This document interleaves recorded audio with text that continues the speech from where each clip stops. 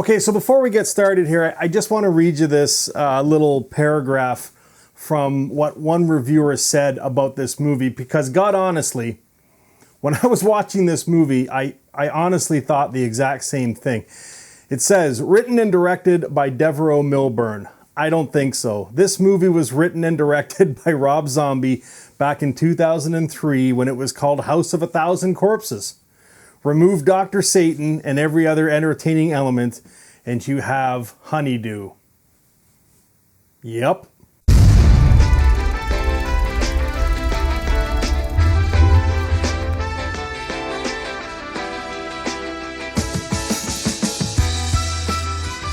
Hey guys, welcome to Happywax TV. So, yeah, I mean, this movie is not being very well received. I can totally understand why. Okay, like I said in the opening segment, it is, and I was thinking about this when I sat down to watch it.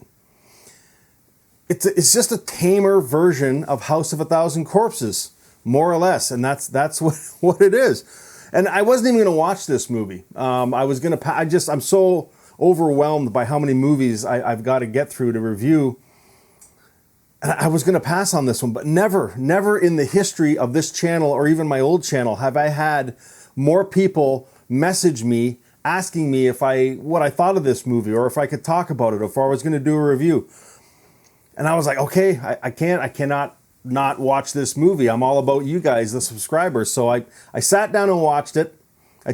Honestly, I thought the same thing that one reviewer did. And then I said, I can't do a review on this immediately. I want to give myself time to think about it. So I took 2 days to kind of think about this movie to see if I changed my opinion on it. And I haven't. Okay, like there's a lot of good things in this movie, and I can understand what the director Devereaux Milburn was trying to bring across. But it's so artsy, okay, that it almost misses the point of the movie, because he throws so much in your face, and at the end of it, a lot of it's not even relevant to the movie. It's not. You know, it's 1 hour and 50 minutes. So right there, I think this movie is too long, because this movie is a slow burn, okay? It definitely is a slow burn, and it all leads up to this climax at the end. But the thing is, with the climax, you can see it coming. Like you've already figured out this movie, you know, at the halfway point, and it just dulls the final couple of scenes in this movie, and it just does, and it just detracts, and that is why this movie is getting so much hate. He just went so focused on making this artsy, and it doesn't work. For the most part, it doesn't work. There are parts in this movie that I thought were fantastic. There's a scene in this movie. Well, actually, here, let me read the synopsis very quick.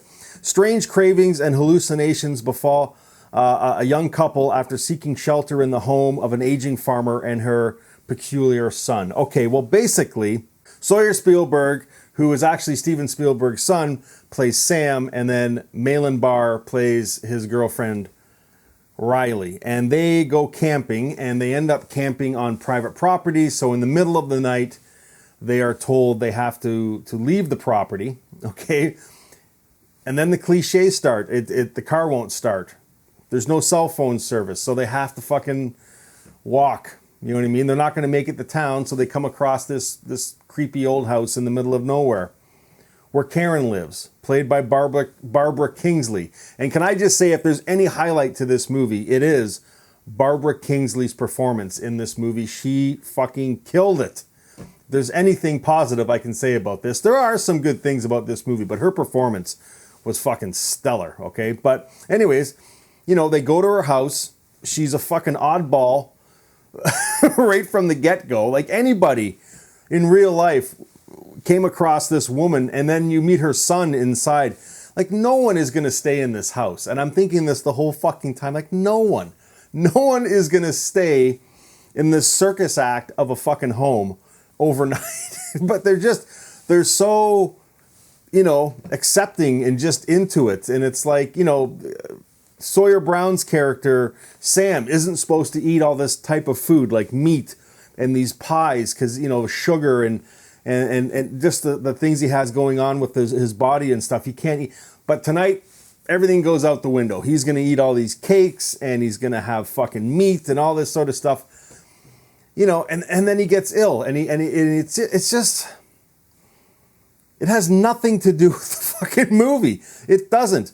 You know, there's a cool scene in the middle of this movie where he passes out at the dinner table, okay, because he's eaten all this food and it's just caught up with him, and he just conks out on the fucking dinner table. Well, in this house, on every TV set, there's it's either a Popeye cartoon that's playing or it's a Betty Boo cartoon that's playing. But for the most part, it's Popeye, okay? And he's fucking... So he has this dream. He has this Popeye dream. And I thought that was hilarious. I did appreciate that because I grew up watching Popeye. But he's, you know, it's just so artsy. But it doesn't need to be in the film to help it progress. There's so much in this movie that doesn't need to be there. I mean, like the opening scene, okay, her son, okay, Gunny, all right, he's in a wheelchair, or she said he got kicked in the face by a mule, okay, a couple days earlier, which is why he had this bandage around his face, and he's pretty much out of it, okay, he just grunts and sits there, and it's like he tries to communicate, but he can't, but you know, early on from the first scene in the movie that he's not her son. Do you know what I mean? Like, it's so obvious. You can piece this movie together as it goes forth. And then, again, it's a slow burn movie. So it's supposed to have this shocking ending, these last couple of scenes, but you're so numbed by the nothingness of this to the lead up of the ending that you just don't give a fuck, or at least I did. And I honestly, I took 2 days to think about this movie, to say maybe I wasn't being fair, but I think I am when saying that he just, you know, the director, Devereaux Milburn, he just overloaded this with this artful scenes. Like, there's a lot of great shots in here. You know what I mean? Like, it's very precise, and there's a lot of key points in the house that he focuses on. Okay, but in the overall story, it means nothing. It really doesn't. Unless I'm not smart enough to fucking figure it out. But the ending it's blatantly obvious what she's doing. Okay, and her husband, I guess, or her son, like, she's got, like, you know, and I don't know. It just missed the mark for me. Okay, to help this movie out, they probably could have gored it up a bit. You know, if you're watching the trailer, there's a scene where they're sitting on a I don't know what you call it, like a post in the ground. Okay, they're seated, and he's gonna lobotomize these two. Okay, because, and I'm just gonna give a quick spoiler here, so I'm gonna keep my hand up while I do this. Okay, if you don't want to hear the spoiler, then just shut the video off now or fast forward until my arm goes down. But so what they do is they take these people in, and they lobotomize them, so they turn into this Gunny character, or Goonie, or whatever the fuck his name is, where he's pretty much immobile and has no thought process, okay? So they lobotomize them, and then they slowly eat them, okay? And there's a girl in the box that's got her limbs missing, okay? And she's great that Sam's character's come along, because now she can impregnate the girl to obviously create more babies and eat the babies and stuff like that. It's a cannibal movie is what it is. These old people are eating these fucking people, their parts, to survive because they have no meat on their farm. But it doesn't, okay, so, you know, that's the shocking ending. But it's so, you're so numb by the time you get to it, it just doesn't work.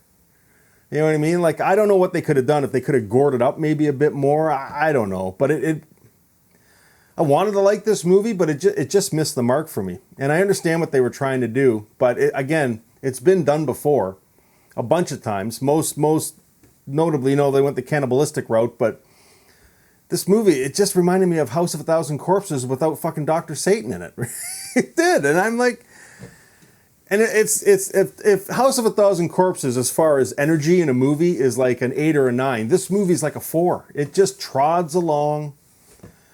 Eventually you get there, but when you do get there, you don't fucking care. You don't. So I don't know. Anyways, to give this one a rating, I'd have to give it like a 4 out of 10. You know what I mean? Like, it's got some cool scenes in it, but it's not enough to help progress the story. So this one fell short in my eyes, guys. So anyways, it's out now. It's called Honeydew. If you've seen it, let me know what you think about it. Maybe you enjoy this style of movie. I just thought it was, I'm all for slow burns, but I just felt it was way too slow of a burn to get to the end burn, which really isn't a burn. It's just more of a fizzle out, in my opinion. But anyways, let me know what you guys think if you've seen it. If you haven't, as I always say, go watch this movie, okay?